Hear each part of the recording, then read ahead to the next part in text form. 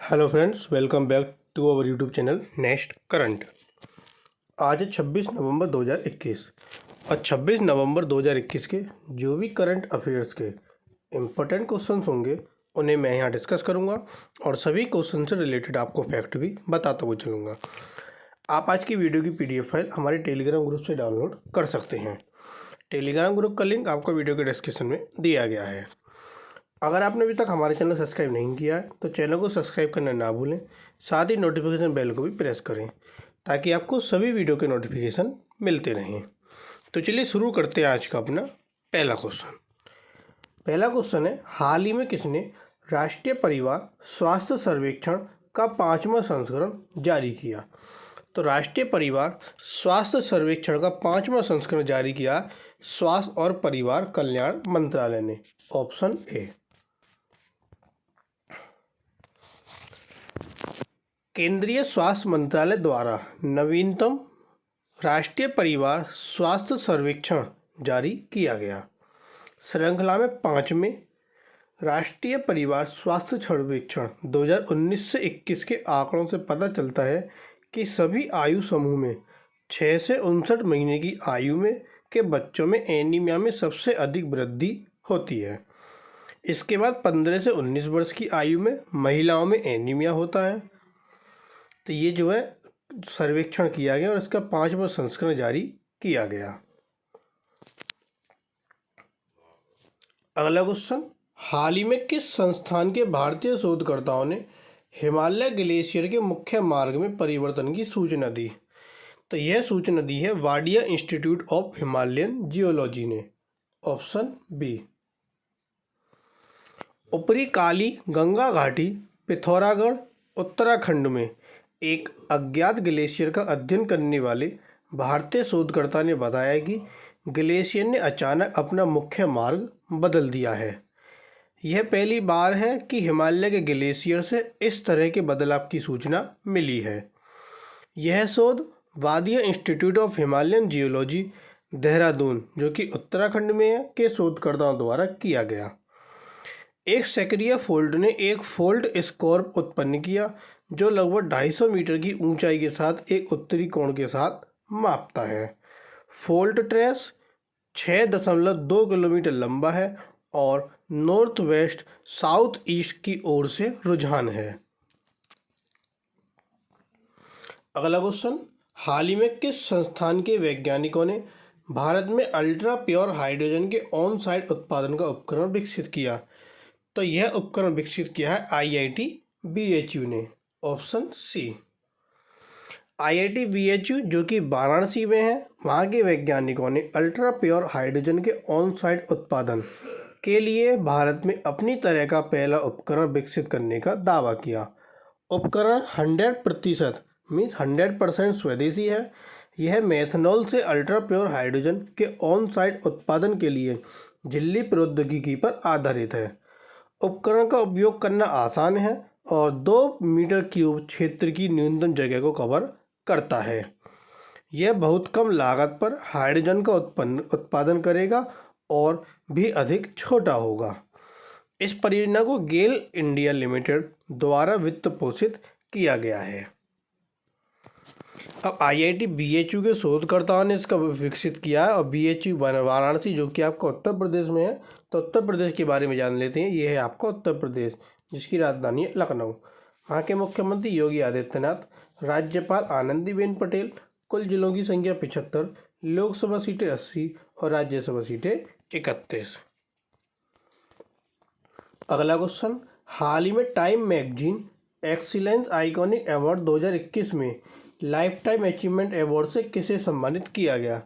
तो वो सम्मानित हुए आपके DC Singhania. Option D. Time magazine India ने नवंबर 2021 में time magazine excellence iconic award 2021 का आयोजन किया।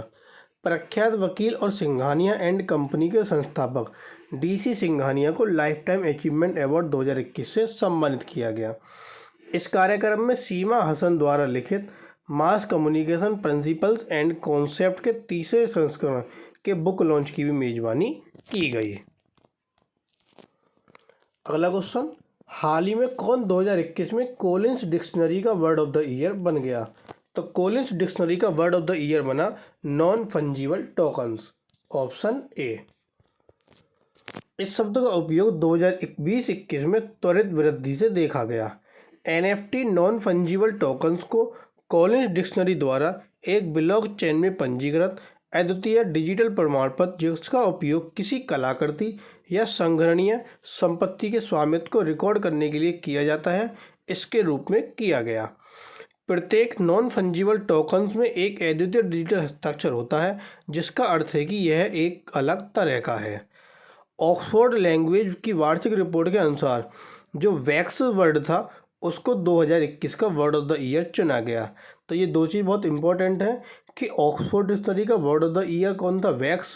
और आपका कॉलिंस डिक्शनरी का word of the year non fungible tokens.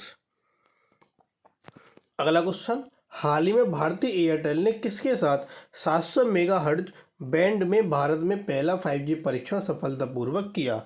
तो भारतीय एयरटेल ने यह सफलतापूर्वक परीक्षण नोकिया के साथ किया, ऑप्शन बी। यह कोलकाता के बाहरी इलाके में आयोजित किया गया और यह पूर्वी भारत में पहला 5G परीक्षण था।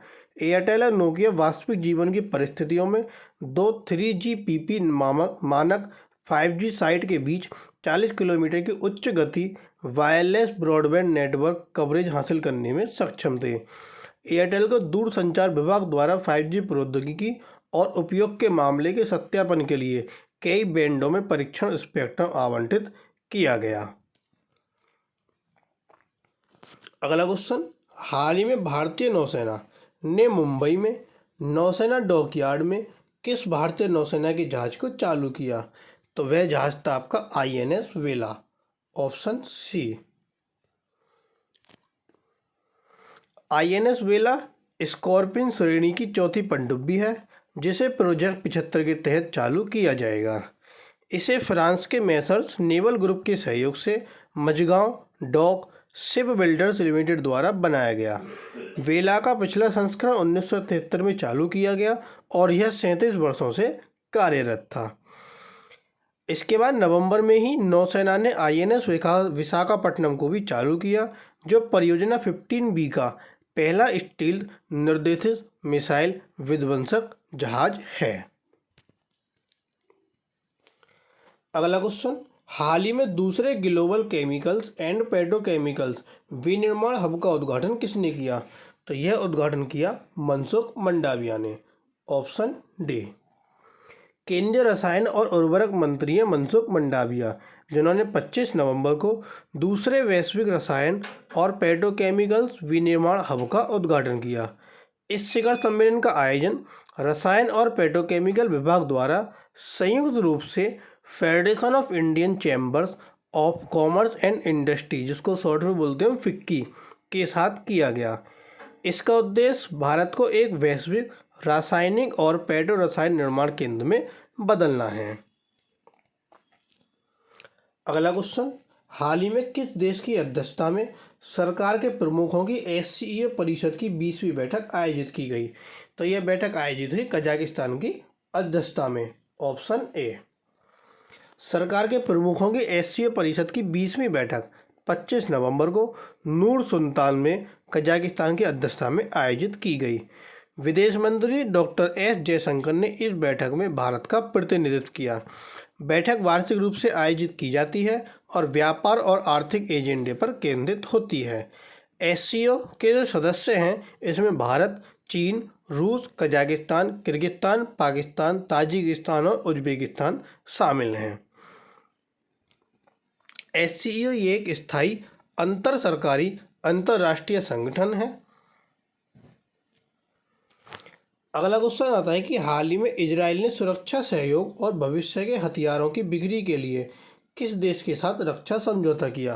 तो इजराइल ने यह रक्षा समझौता किया है मोरक्को के साथ, ऑप्शन बी। इजराइल और मोरक्को ने 24 नवंबर को एक ऐतिहासिक समझौते पर हस्ताक्षर किए जो सुरक्षा सहयोग, खुफिया जानकारी साझा करने और भविष्य में हथियारों की बिक्री की नींव रखता है। इजराइल के रक्षा मंत्री बेनी गैट्ज की मोरक्को यात्रा के दौरान समझौते ज्ञापन पर हस्ताक्षर किए गए। मोरक्को, संयुक्त अरब अमीरात, बहरीन और सूडान ने अब्राहम समझौते के तहत 2020 में इजराइल के साथ संबंधों को सामान्य करने के लिए इस समझौते पर हस्ताक्षर किए। इजराइल के रक्षा मंत्री बेनी गेट्ज की मोरक्को यात्रा के दौरान इस समझौते पर हस्ताक्षर किए गए और इजराइल ने यह समझौते पर हस्ताक्षर किए मोरक्को के साथ। तो इजराइल के बारे में जान लेते हैं। यह है आपका इजराइल, जिसकी राजधानी है जेरूसलम। मुद्रा है न्यू शेकेल। राष्ट्रपति हैं आइजैक हर्जोग और प्रधानमंत्री नफ्ताली बेनेट। और यह है इजराइल का फ्लैग। अगला क्वेश्चन, हाल ही में स्वीडन की पहली महिला प्रधानमंत्री कौन बनी? स्वीडन की पहली महिला प्रधानमंत्री बनी मैग्डलेना एंडरसन। Option C. 24 नवंबर को स्वीडन की संसद ने मैग्डलेना एंडरसन को देश की पहली महिला प्रधानमंत्री नियुक्त किया। वह वित्त मंत्री थी। उन्होंने स्टीफन लोफवेन की जगह ली। हालांकि नियुक्ति के 12 घंटे बाद ही उन्होंने इस्तीफा भी दे दिया।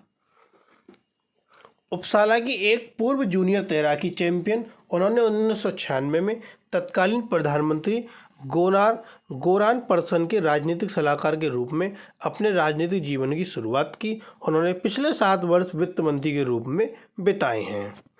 स्वीडन एक स्कैंडिनेवियाई देश है और इसकी राजधानी स्टॉकहोम है, जिसकी मुद्रा स्वीडिश क्रोना है। अगला क्वेश्चन, हाल ही में ओलाफ स्कोल्ज को किस देश के अगले चांसलर के रूप में नियुक्त किया गया? तो ओलाफ स्कोल्ज ये आपके जर्मनी के अगले चांसलर बने हैं। Option D. Olaf Scholz Germany के अगले चांसलर होंगे जो एंजेला मर्केल का स्थान लेंगे, जिन्होंने 16 वर्ष तक जर्मनी का नेतृत्व किया। वे वर्तमान में वित्त मंत्री के रूप में कार्यरत हैं। सोशल डेमोक्रेट्स ने ग्रीन्स और फ्री डेमोक्रेट्स के साथ एक समझौते पर हस्ताक्षर किए।